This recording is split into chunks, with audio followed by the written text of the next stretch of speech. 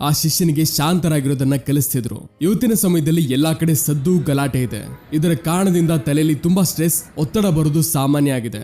ಈ ರೀತಿ ಇದ್ದಾಗ ನೀವು ಪ್ರತಿದಿನ ಕೆಲವು ಸಮಯ ಮೌನವಾಗಿರೋ ಅಭ್ಯಾಸ ಮಾಡಿದ್ರೆ ಆಗ ಇದರಿಂದ ನಿಮ್ಮ ಒತ್ತಡ ಹುಟ್ಟಿಸುವ ಹಾರ್ಮೋನ್ ಅಲ್ಲಿ ಕಡಿಮೆ ಕಾಣಬಹುದು. ಇದರಿಂದ ನಿಮ್ಮ ಮೈಂಡ್ ಶಾಂತವಾಗುತ್ತೆ, ಕೋಪ ನಿಯಂತ್ರಣದಲ್ಲಿ ಇರುತ್ತೆ, ಮತ್ತೆ ಸ್ಟ್ರೆಸ್ ಹೆಚ್ಚಿಸುವ ಹಾರ್ಮೋನ್ಗಳ ಲೆವೆಲ್ ಕಡಿಮೆ ಆಗುತ್ತೆ.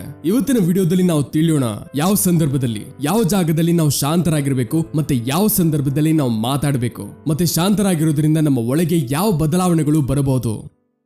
ಸ್ನೇಹಿತರೆ, ಸಂಜೆಯ ಸಮಯ ಆಗಿರುತ್ತೆ. ಗುರು ತಮ್ಮ ಎಲ್ಲಾ ಶಿಷ್ಯರಿಗೆ ಕರೆದು ಹೇಳ್ತಾರೆ, ನಾಳೆ ಬೆಳಿಗ್ಗೆ ನೀವೆಲ್ಲ ನದಿಲಿ ಸ್ನಾನ ಮಾಡಿದ ನಂತರ ತಕ್ಷಣ ನಮ್ಮ ಆಶ್ರಮದ ಮುಂದೆ ಇರಿ. ಎಲ್ಲರೂ ಇದರಿಂದ ಆಶ್ಚರ್ಯಗೊಳ್ತಾರೆ.